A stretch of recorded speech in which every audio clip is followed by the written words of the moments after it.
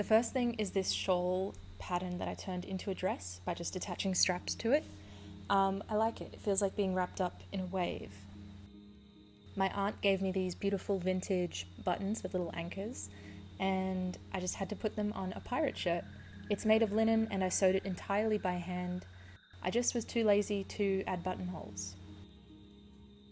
This is my favorite dress ever. I love it. I feel like $1,000,000. I get treated differently when I wear it. I kid you not. The shape is so mermaidy, and I saw the fabric and it reminded me of that Siren TV show. If you know, you know.